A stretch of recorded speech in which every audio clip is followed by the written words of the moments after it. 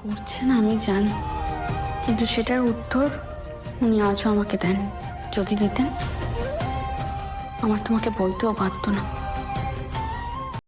দেখেছিস তো মা, এর উত্তর তোর কাছে নেই। তুমি ভয় নিয়ে থাকো সেটা আমি চাই না বাবা।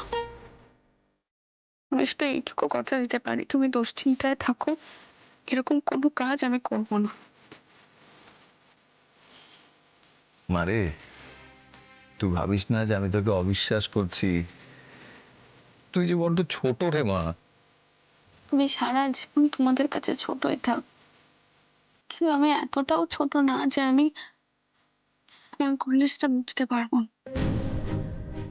সব ঠিক করে দেবো, তুমি দেখো না। সব।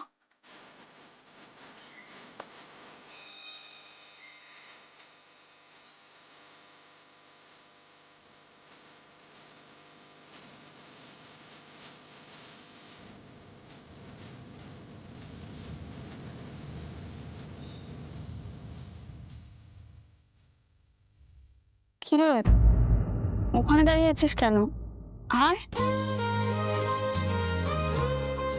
আমি নিজে যাই রে মা, রাত ভোর তো চললো, যাই। তুই দেরি করিস না, চলে আয়। এই অপু, কাকু কি বলছিল রে তোকে? আবার রাগারাগি করছিল আর্য স্যারকে নিয়ে? না না, বাবা আসলে অনেক কিছু নিয়ে ভয় পাচ্ছে, তাই আমার মনটাও খারাপ হয়ে গেল। তারা শোন, তোর মন আমি এক্ষুনি ঠিক করে দেব। হ্যাঁ,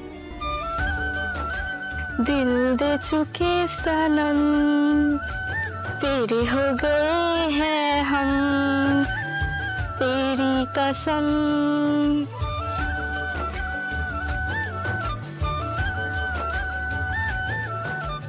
বাবার কথা হয়তো ঠিক, আরো অনেক কিছু ঘটবে। কি ঘটবে ভালো না মন্দ আমি জানি না, কিন্তু অফিসে আবার স্যারের সঙ্গে দেখা হবে এটা ভেবেই আমার ভালো লাগছে।